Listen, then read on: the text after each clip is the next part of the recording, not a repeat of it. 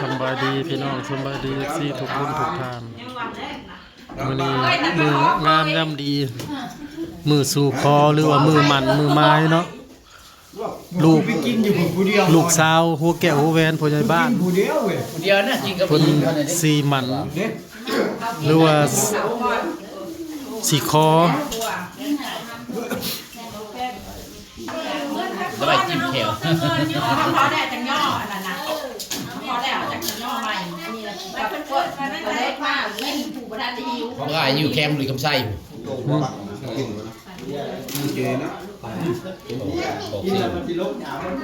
อันเงินนั้นทันคอที่ใส่นี่เปล่าใส่อะไรละแพทย์พบ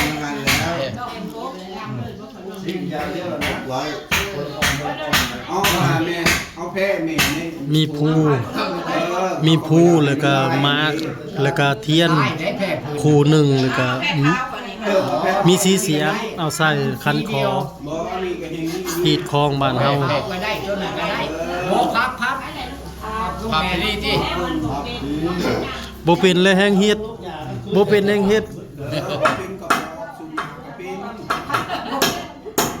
เอาแล้ว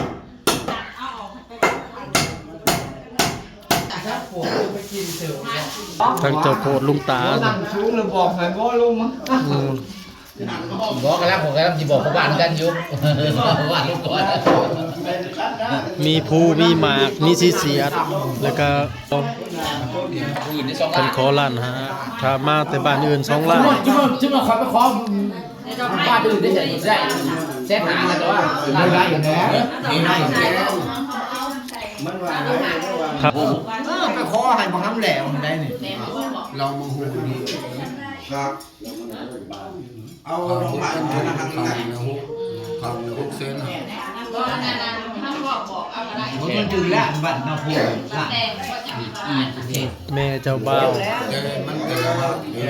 แม่ของแพงเนาะบ่าวของแพง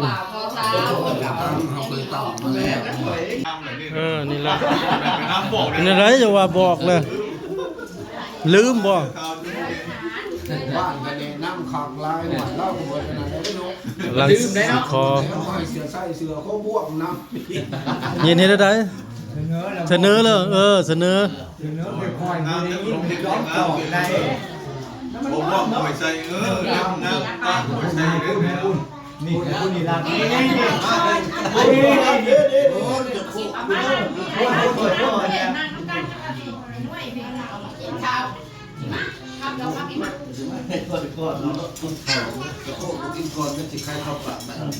โคตรว่าจะแหลกโคตรว่าทุกคนน่ะมาลงกันเนี่ยนี่ได้จะโคตรใหญ่เนาะยังพ่อบ้านได้ว่าก่อนเราพี่พ่อเราเป็นพี่เต็มว้ายก็มีแต่เท่มันเล่นเมาหมดเงินหมดเลยมึงไปใหม่ให้แต่พ่อบ้านเท่ดูใหม่ใหม่แม่เนี่ยพ่อบ้านมักแค่ได้อย่าไปว่านะเปลี่ยนนะอยู่ใช้กับน้ำเปลี่ยนบ่ลายเด้อเอาแล้วสำนักพอหอมปามก็เอาเราฝึกไปแล้วคุณมีเงินน้อยตัวใหม่เราเล่นเก่าไปเลยพอเท่าโอ้เท่าหุ่นเท่าใหญ่นะนี่หมอจะพานที่พานลูกหลานคนเราทั้งเป็นกันแล้วป้าเราลูกป้าแต่กระเทือน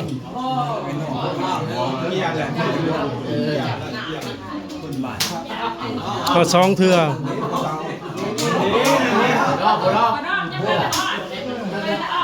บาทนึงได้แล้วเม็ดเท่าแก้วเด้ไปน้ำพ่นบันไว้พอแล้วใจใจเขาพ่อเบอร์ได้แหละมีอย่างยิ่งขอไปล่ะวีนัทขอวีนัทขอนางวีนัทก้มลงขอวีนัทขอผู้สิขอน่ะซื้อนะใดเจ้าหูจักดีกว่า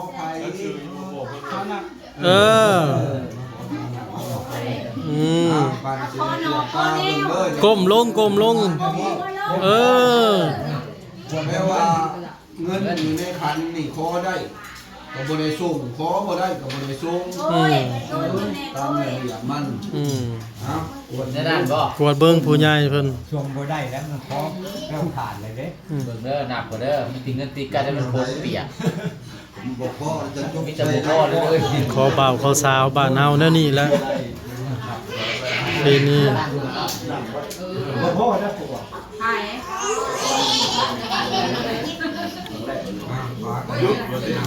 นั่งไม่ได้เลย จะว่าในนี้เนาะผ่าแก้วชิ้นดองนี่ก็บ่จะบอกไปยาวว่ายาวมันก็ลาย เราพอ พอ ดี ดี แล้ แล้ว วเอาบนพอดีสำลูกหลานเขาตกลงกันไว้เลยก็50,000 บาทค่าดองหลับตี หลับบ่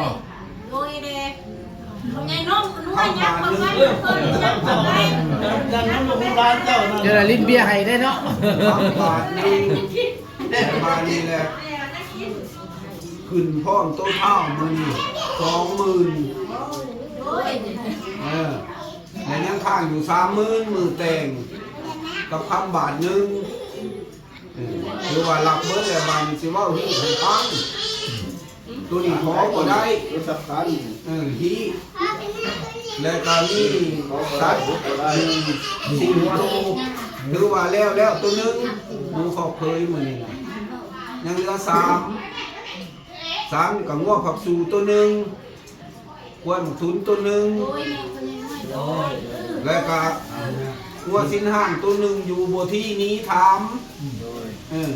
ท่านว่ามันเกณฑ์ท่านบ่ฟ้าบ่ห้าเด้อครับบ่ได้เสียตัวงัวสินห้างน่ะที่กวนมันทุนนี่2 ปีห้าง3 ปีหม้อสิเป็นงัวกลางบ่หรือเงินกลางสิเป็นหยังก็แล้วแต่ผัวเมียเขาพร้อมเพรียงให้มาเสนอ แต่เว้ากัน บ่เฒ่าบ่แก่ว่าได้ก็จบบ้านที่บ้านมีผ้าเข่า15ผ้าผ้าเข่า15ผ้าและผ้าไก่นั่น2ผ้าพ่อผ้าแม่ มือแต ผ้าง เงินมือแต่ง บอกเขาสิมือแตงมียัง บ้านนี้ผ้าเปหรือว่าผ้าเงินต่างเอาเงินต่างดิ13ผ้าละ100 บาท 1,300 รวมเบิด 1,300 บาทมือแต่งหัน โดย เบิดเท่านั้นแหละมีแต่ว่ามือใดสิแต่งดอง ที่ใด เว้า ปีใด เว้ากัน ว่าละมือปี บ่ต้องมีแหล้วปี สมมติในนี้ เ ถือว่าเอาปีหน้าซะ 2027 เดือน2027ขั้นข่าวว่าเขาบ่พร้อมแล้วก็ จังว่ากันไหม ต้องปรึกษาหารือกันแล้วก็บ่เป็นหยังเจ้าโคตรนี่คันไปบ่ไปบอกแม่นบ่ได้มาว่าแล้วอีตามพ้องเพียงเฮียงหน้ากัน ดอง50,000 ทอด 20,000บ่นี่ ขึ้น 20,000 ขึ้นพร้อมเจ้าเท่า 20,000ยังข้างอยู่ 30,000กับคำบาทนึงแต่งตามห้างตามหมายก็มีหั่นแล้วเฮ้ยเนาะมันจะบ่แพ้บ่เพื่อนกัน ตามนายบ่สบายก็แพงแต่เกือบพอห้างด้วยกันนะเปล่าได้ก็ท่านแต่แต่งกันทุกคนพอดีกับท่านแต่แต่งด้วยกันใครจะมีลูกตีเราพอดีมาแต่ตาเนี่ยดับฟ้าบ่ได้มีลูกติด บ่นี่ซะว่าเรื่องตามห้างตามหมายนี่คือบ่ต้องแพงเนาะมันก็บ่ทันได้เป็นทางการปานใด แม่น และบ้านนี่ย่ามันแพงมันเพื่อนกันสิตาม แม่นแหละคือ กันได้ก็บ่เป็นหยัง แม่น เลยเพราะเนี่ยเขาตาเอากันน่ะ ตัวเนี้ยเขาตามเอากันบ่ให้ แต่จะบ่แพ้บ่เพื่อนก็แม่นเลยเนาะ มือแตง อันนั้นมันสิมันบ่รู้ดอก มือแตง บอก1,000มือแต่ จะรู้ดอกพันนั่นให้ไปรู้พันเนาะแนวมันตกพันเลย คนนี้ตามแล้วมาแล้วเขา เรื่องพันก็คือเก่าพวกเนี้ยเขา เขาให้ จะตาพามือก็ได้แต่เขาเพราะแต่บ่แพ้เพื่อน ขึ้นพร้อมตัวเท้าบ้านเฮาเอิ้นน่ะ20,000 บาทค่าดอง 50,000 เนาะมือแต่งยัง 30,000 อยู่นำตัวเท้าคำบาทหนึงงัวตัวหนึง แนมช่องมื้อนี้บ่น่ะส่งคืนเขาเจ้าได้ ขับเรือ ใช่ๆแล้วเอาแค่ตกมาใส่เอาลงไม่ขึ้น คือว่าครบเนาะ เฮ้ยอย่าเฝ้ามาทำเอานี่เจ้ามา อืม เอาจ้า แล้วอย่างนั้น หนักคนแล้วเมาแม่ในหนักเมา แม่แล้วหักเนาะแม่แล้วมัน ยกมาลูกมาให้ยกมา เอาแค่มันตู้เขาแน่ เฉพาะเจ้า แท้เขามีอยู่ เฉพาะเจ้าแม่ ตู้เมา โ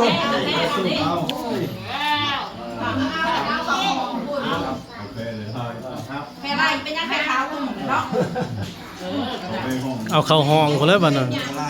หอบเงินเข้าห้องแล้วไปรักษาเด้อเจ้า สิผ่านเบิดวันพุธเนาะ พอ ขอคนสงบ สาธารณรัฐประชาธิปไตยประชาชนลาวสันติภาพเอกราชประชาธิปไตยเอกภาพวัฒนาถาวรแขวงสวรรณเขตเมืองไซภูทองบ้านน้ำมงหนังสืออย่างยืนการสู่ขอบ่าวสาวอิงใส่การตกลงระหว่างฝ่ายชายและฝ่ายหญิงพวกเฮาอำนาจการปกครองบ้านเฒ่าแก่แนวโฮมพร้อมด้วยเจ้าโคตรลุงตาทั้งสองฝ่าย ทั้งภายซ้ายและภายยิ่งเพื่อเห็นให้ถึงต้องตามฮีตของประเพณีอันดีงาม โดยยิ่งใส่ความหมักหักระหว่างครูบ่าวสาว ดังนั้นในมือวัน ฟังเด้อฟังเด้อ เดือนเจ็ด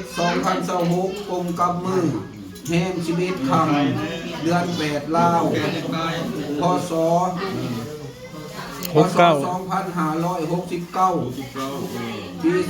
2026จึงได้พร้อมเพรียงกันจัดพิธีสู่ขอให้แก่ท้าวกองแพงไสยเสนอายุ30 ปีอาชีพเพชรนาซึ่งเป็นบุตรของท้าวคำจันทร์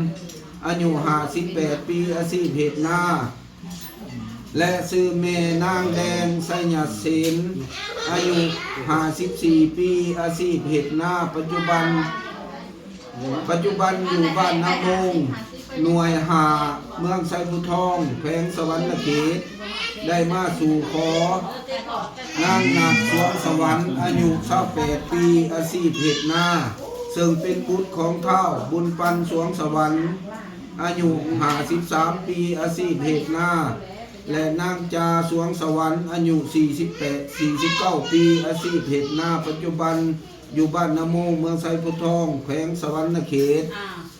ผ่านการตกลงทั้งสองฝ่ายได้คาดค่าสินขอสอด ชิ้น นำบะเจ้าบ่าว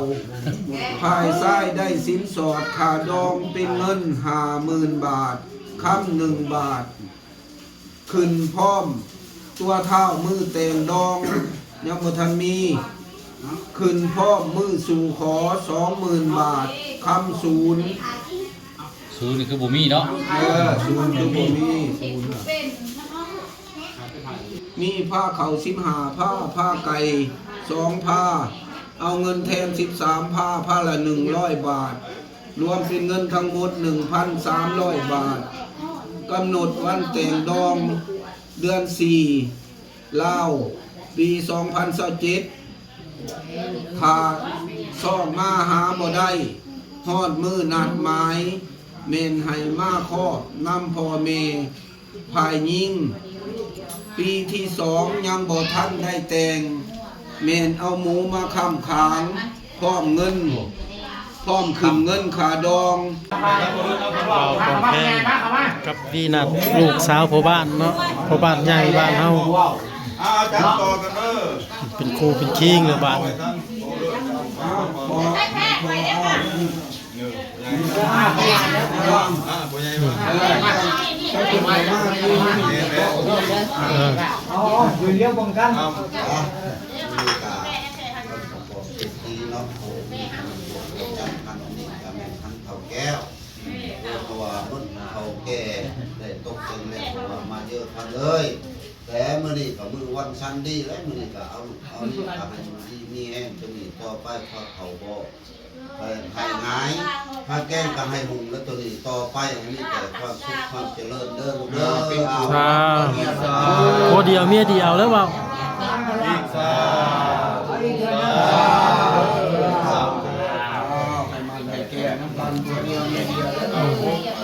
หัวแก้วเมียทิพย์ป่ะผัว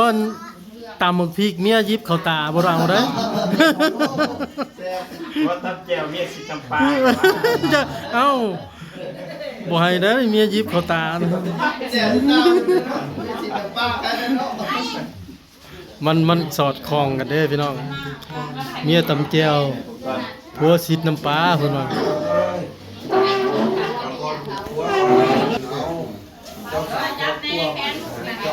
มือนึงก็ขึ้นนั่นน่ะความคิดให้เจ้าได้ความไข่ให้เจ้ามีเด้อใส่มีเดียวใส่ในผ้า ถูก เด็กขันน่ะ ไป งานนี้เป็นยังไง ว่าจะไปวันนี้เอาที่จะมาแค่น้องกันนี่นะ เงินหาคำได้สมความมุ่งมั่นปรารถนาเจ้าอยู่ดีมีแห้งปัสจากโลกไปเจ็บมีอันนี้ฟังพลังมันยืน ถูสาบ่ สุขา